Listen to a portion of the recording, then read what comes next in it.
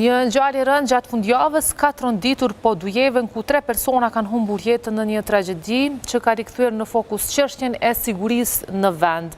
Por ajo që e bën edhe më alarmante situatën është se fakti se brenda vetëm një jave 5 persona janë vrarë në raste të ndryshme.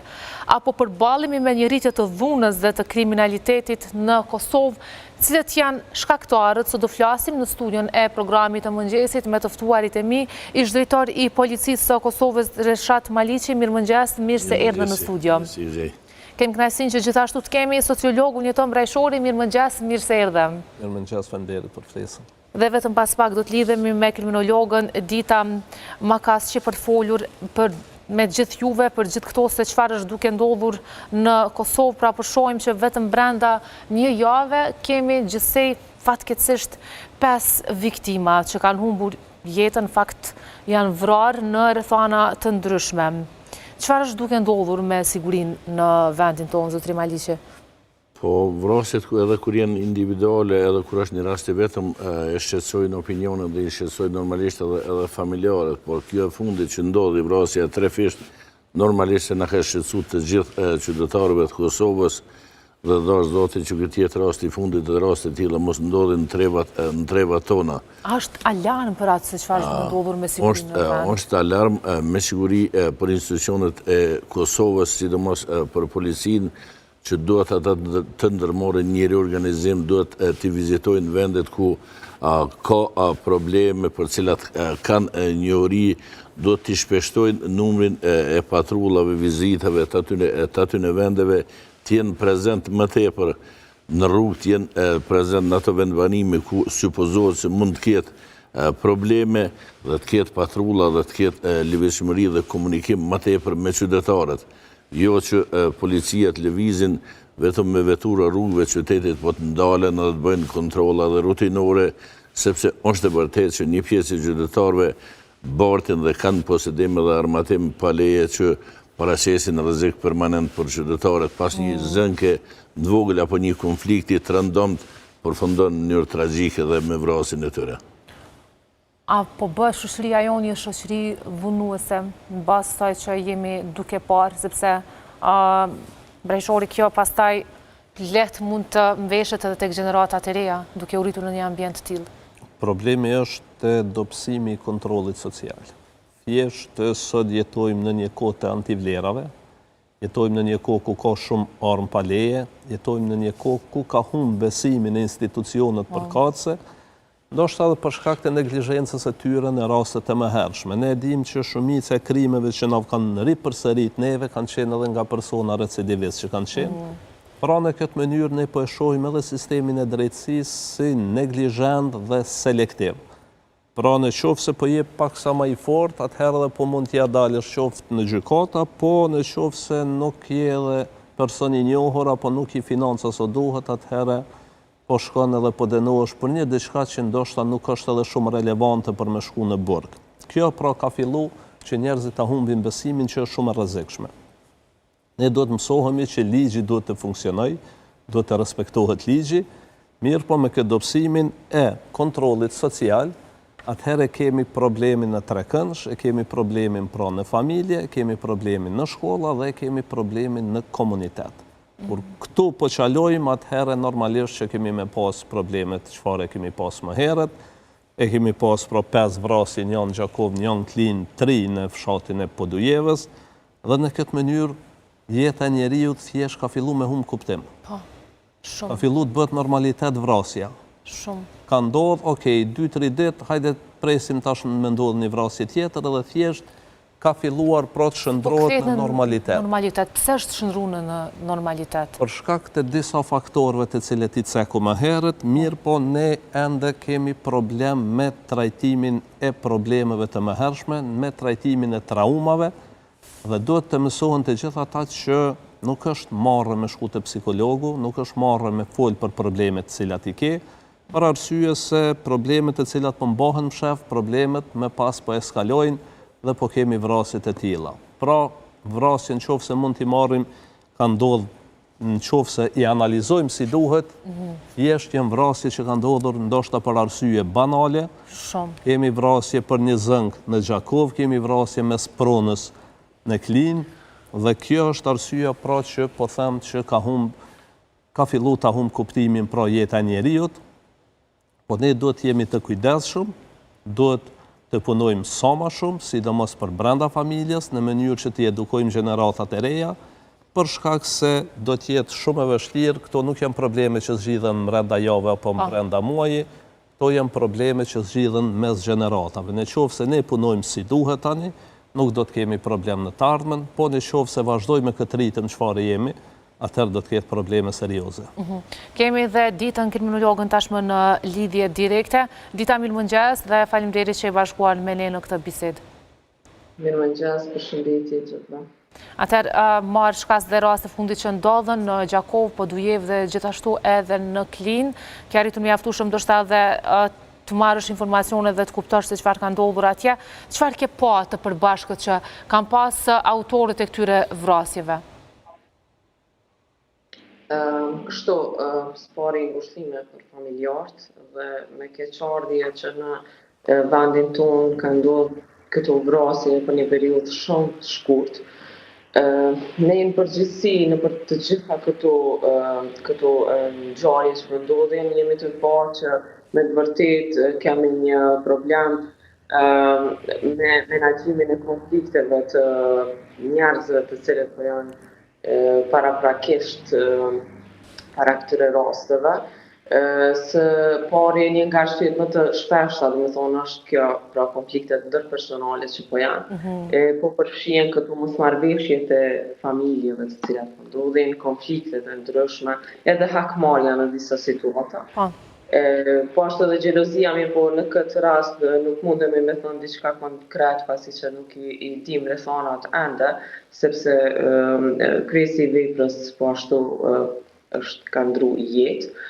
Këto situata shpesh po përshkallëzohen emocionalisht e po qenë deri në dhunë, do të thonë fatale, dhe sidomos po mungon kontrolli i impulsit, si tek rasti i vrasjes në Gjakov, si ndoshta tek ky rasti, atëherë po përfundon me tragjedi. Së dyti faktor me të vërtetë i rëndësishëm është edhe gjendja socio-ekonomike, do me thonë mungesa e perspektivës dhe frustrimi, tensioni i tepërt tek popullata, e cila po çan individët në veprime ekstreme, përfshirë këtu edhe vrasjen. Po ashtu, këtë po e them gjithmonë që me të vërtetë është teoria e modelimit, të cilën unë po e shoh shumë të dukshme tek të rinjët, po tashmë ka fillu kjo më shku edhe tek këta që janë në moshë më madhore, po modelohen këto sjellje, këto ngjarje, dhe kjo nuk do të ketë të ndalur, do të thonë do të vazhdoj kështu, derisa do të kemi qasje të plotë për të informacionet, mënyrën, se si ka ndodhur këto. Qartë. Mirë, nëse ndalemi pak disa prej atë dyshuarve për vrasje ditëve të fundit, ndoshta nuk kanë qenë të njohur për autoritetet, po flitet që kanë pasur konflikt më herët, që nuk e kanë lajmëruar pra në polici. Po i bie që në farë mënyrë jemi duke i mbajtur gjërat, duke provuar të zgjedhim vetë, japim epilog vetë, dhe pa ju drejtuar autoriteteve në metoda të vjetra, duke mos dashur të kuptohet, bëhet e njoftun situata jonë personale për të gjithë. Apo na pengon edhe kjo që procesi të shkojë dhe të gjykohet nga drejtësia dhe jo të t'i marrim ne në dorë?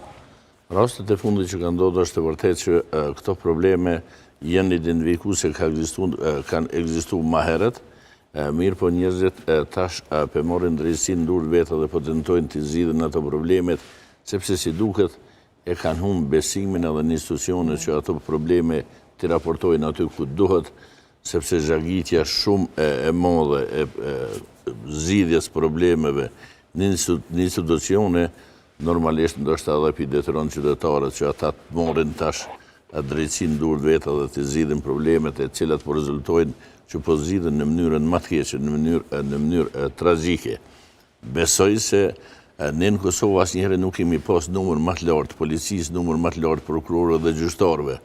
Dhe normalisht unë pres nga policia që tjetë një mbolim më i mirë i terenit, shihen patrullet e policisë në rrugë, në qytete, në fshatra, në vendbanimet ndryshme, të bisedojnë me qytetarët, njoftohen për problemet e tyre, për hallet e tyre, ti raportojnë ato probleme institucioneve cilat janë përgjegjëse për zgjidhjen e atyre problemeve dhe në anën tjetër prej prokurisë dhe gjyqësisë të kemi një efikasitet më të lartë se ai që e kemi tani dhe ato probleme të zgjidhen për një kohë më të shpejtë, më të mirë, më të drejtë dhe normalisht qytetarët ta kthejnë besimin tek institucionet. Në të kundërtën, në rast se në këtë mënyrë i neglizhojmë problemet dhe nuk jemi prezent aty ku problemet janë dhe problemet do të zgjidhen, qytetarët atëherë do të marrin drejtsinë në dorë vetë, do të na ndodhin raste të tilla, do të na përsëriten edhe në të ardhmen. Apeloj, po them, të këto institucione që këto raste të fundit të shfrytëzojnë si alarm për një organizim më të mirë, për një kontroll më të mirë, për një zgjidhje më të mirë, për një afat më shkurtër kohë zgjidhjes këtyre problemeve. Ta bëjmë një analizë, sepse këtu ka të bëj gjithashtu dhe edukimi, qoftë edukimi në për shkolla, në për familje, si që dhe e cekët, gjithashtu edhe një pun nga institucionet që shu cekët dhe nga zotëri Maliqi. Qëfar duhet pas parasysh, sepse kemi problem ndoshta edhe me impulsivitetin në këtë rast dhe dështimit për të menaxhuar gjithë situatën dhe vetën? Shiko, ne do të në familje të mësojmë fëmijët së pari që rregulla tjera ka në familje, rregulla tjera ka në shkollë dhe në komunitet. Ne do të mësojmë që do të jenë të respektueshëm, do të jenë të edukuar dhe do të mësojmë që të respektohet ligji që nga fëmijëria. Ligji është baza e një shtetit. Ne nuk mundemi si secili prej neve mi thonë që fëmia jem ka drejt, fëmia jem është më i miri, po fëmia është më i miri për mua, po për tjetrin është fëmia i tij është më i miri. Për këtë arsye ekzistojnë disa norma sociale, të cilat neve na caktojnë një status të barabartë në shoqëri. Pra një prej tyre është edhe zbatimi i ligjit. Ne kemi në për shkolla shumë probleme, kemi në për shkolla nëse tash shkojmë edhe e bëjmë një kontroll në për shkolla, ne kemi me gjetë me 10 armë të ftofta brenda në për shkolla. Po, e vërtetë edhe kjo. Kjo është shqetësuese. Mos flasim edhe për lëndë narkotike që fatkeqësisht gjenden shumë shpesh. Dhe shiten pranë shkollave. Pranë shkollave. Dhe shpesh herë edhe para syve të policisë, të paktën qysh kanë deklaruar ka raste. Po. Edhe pse tash e kemi edhe policinë e komunitetit, e kemi policinë e lagjës, të cilat janë kogja efektiv në qoftë se lajmërohet rasti, mirë, po prapë po qalojmë te prokuroria dhe te gjykatat. Momentin që ne nuk po kemi besim, atëherë po e marrim ligjin dorë. Çka po ndodh me neve?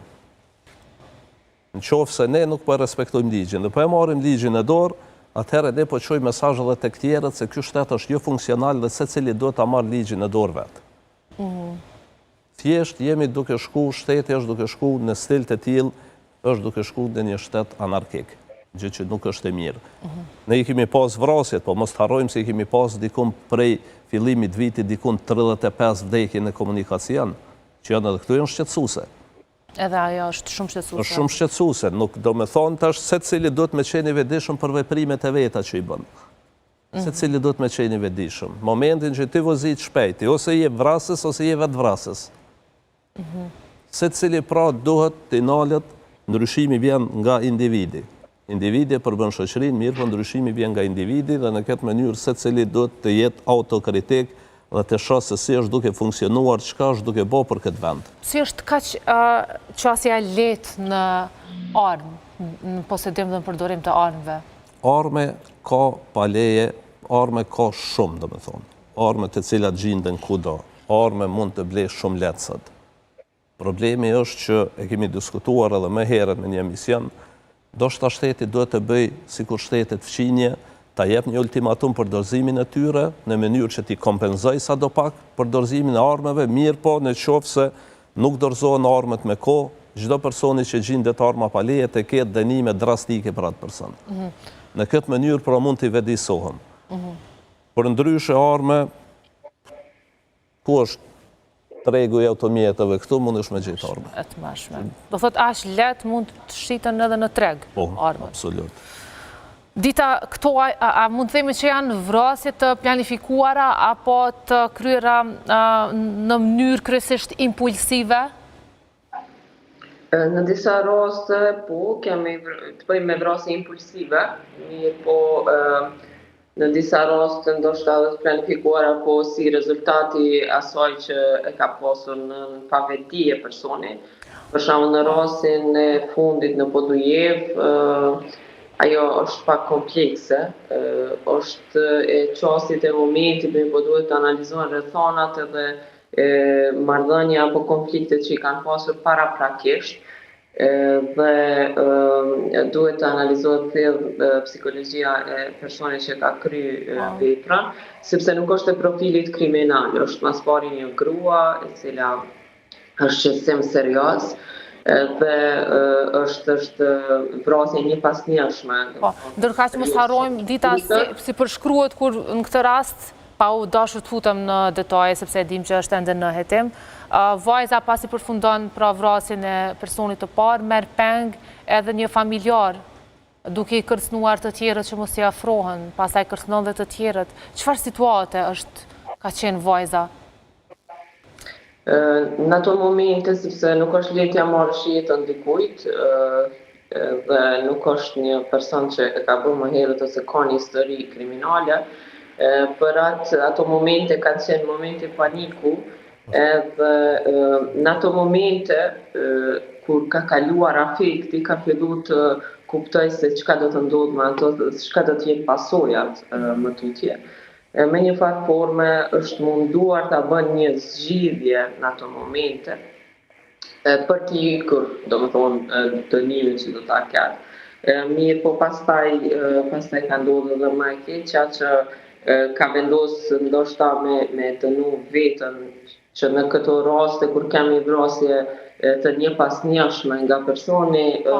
Por dënoi dhe një person tjetër që nuk ishte involvuar në këtë ngjarje, ishte gruaja e Axhës që nuk kishte të bëjë me marrëdhënien e saj dhe me të dashurin e saj. Kjo është paksa situat e dyshimtë edhe shqetësuese për shkak se është e kuptueshme vrasja në afekt edhe për shkak të problemeve që ka pas me personin tjetër, mirë, po për mua është goxha dyshimtë edhe me zipres që policia të dalë pra me volumtimin final se çfarë ka ndodhur për shkak se është jashtëzakonisht e dyshimtë sepse është vrarë gruaja e Axhës.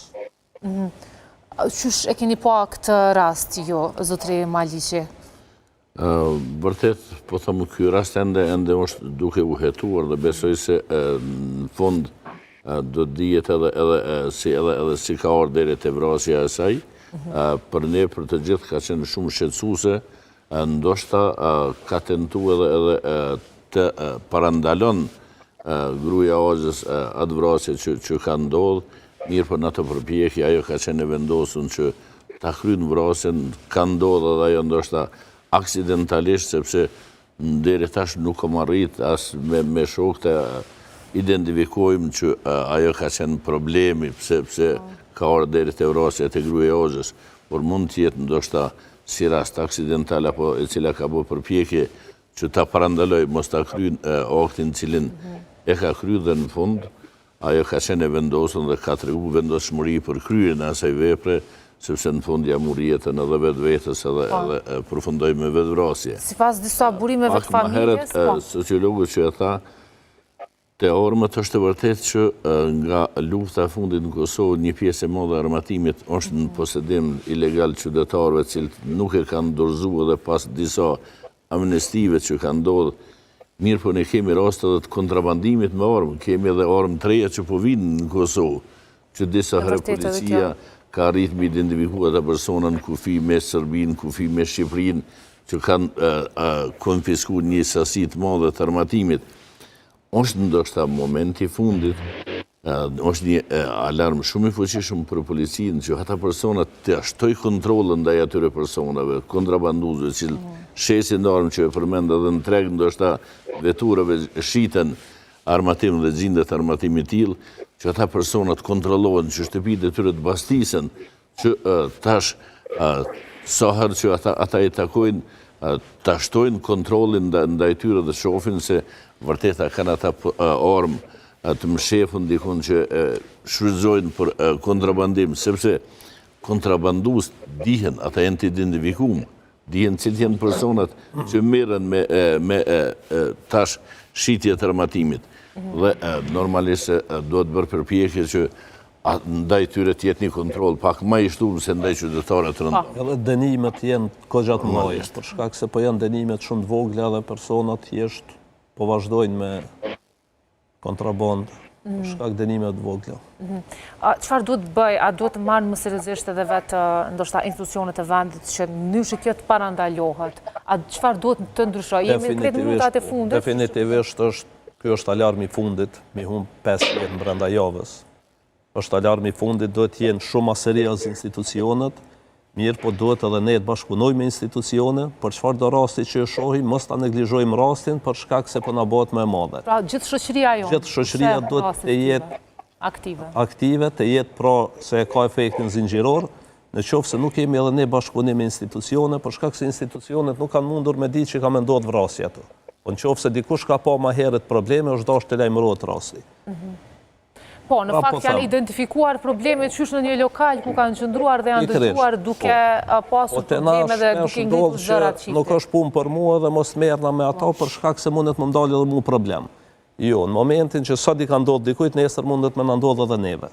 Rastet duhet të lajmërohen, të merren me seriozitet, të organizohen kampanja sensibilizuese, po jo vetëm kampanja, po të ketë trajnime, të ketë bashkëpunim shkollë, familje, komunitet në mënyrë që t'i parandalojnë për të ardhmen. Mirë, faleminderit shumë Jeton që ke qenë së bashku me ne gjatë këtyre momenteve. Zotëri Maliqi, faleminderit, kënaqësi që ju patëm. Faleminderit juve. Në studio Ditat, faleminderit, kënaqësi që ju patëm përmes lidhjes direkte. Faleminderit shumë. Miqdashur, në vazhdim ju pret edicioni më i ri i lajmeve, presim